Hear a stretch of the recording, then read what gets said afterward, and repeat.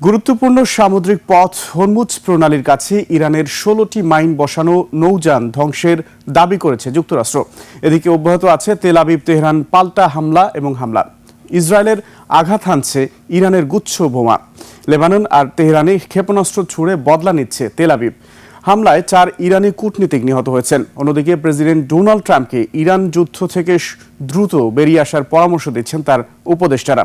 আরও জানাচ্ছেন আফসানা নীলাম। Colour expert dark sap এবং মাইল্ড অন হ্যান্ডস টেকনোলজি সমৃদ্ধ অরিক্স অ্যাডভান্স ডিটারজেন্ট পাউডার আপনার লন্ড্রি এক্সপার্ট।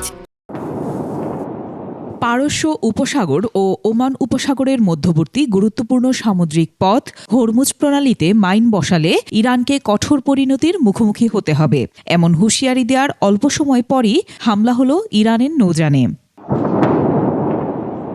হরমুজ প্রণালীতে ইরানের ১৬টি মাইন স্থাপনকারী নৌযান ধ্বংসের দাবি করে সামাজিক যোগাযোগ মাধ্যমে পোস্ট করেন মার্কিন প্রেসিডেন্ট ডোনাল্ড ট্রাম্প। তেহরানের মাইন স্থাপনকারী নৌযান ধ্বংসের একটি ভিডিও প্রকাশ করেছে সেন্টকম। ভিডিওটিতে ইরানি নৌযান উড়িয়ে দেওয়ার দৃশ্য রয়েছে। এদিকে ইসরায়েলের মধ্যাঞ্চলে আঘাত হানছে ইরানের ক্লাস্টার বা গুচ্ছ বোমা। এসব বোমা আঘাত হেনেছে ইয়েহুদ, অর ইয়েহুদা, হোলন ও বাতিয়াম শহরে। হাইফায় একটি তেল ও গ্যাস শোধনাগার এবং জ্বালানি সংরক্ষণাগারেও ড্রোন হামলা করেছে তেহরান। তেল আবিবের কাছে একটি উপগ্রহ যোগাযোগ কেন্দ্র ধ্বংস করেছে ইরানি বাহিনী। জেরুজালেমে হয়েছে ড্রোন হামলা।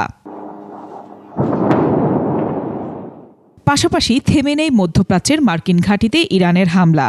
ইরাকের রাজধানী বাগদাদে মার্কিন দূতাবাসের একটি লজিস্টিক সহায়তা ক্যাম্পে ড্রোন হামলা হয়েছে। অন্যদিকে ইসরায়েল ইরান ও লেবাননে আরও ক্ষেপণাস্ত্র নিক্ষেপ করছে। ইসরায়েলি সেনাবাহিনী জানিয়েছে বৈরুতের দক্ষিণে হিজবুল্লাহ অবকাঠামো লক্ষ্য করে হামলা করা হয়েছে। হামলায় ইরানের ৪ জন কূটনৈতিক নিহত হন।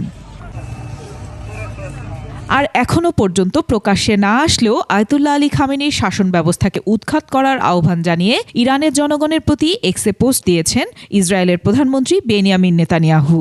এদিকে তেলের মূল্যবৃদ্ধি ও রাজনৈতিক ক্ষতির আশঙ্কায় মার্কিন প্রেসিডেন্ট ডোনাল্ড ট্রাম্পকে ইরান যুদ্ধ থেকে দ্রুত বেরিয়ে আসার পরামর্শ দিচ্ছেন তার উপদেষ্টারা। ইরানকে মধ্যস্থতায় বসতে পরামর্শ দিয়েছে মিশর। আফসানা নীলা, ডেস্ক রিপোর্ট, ২১ টেলিভিশন।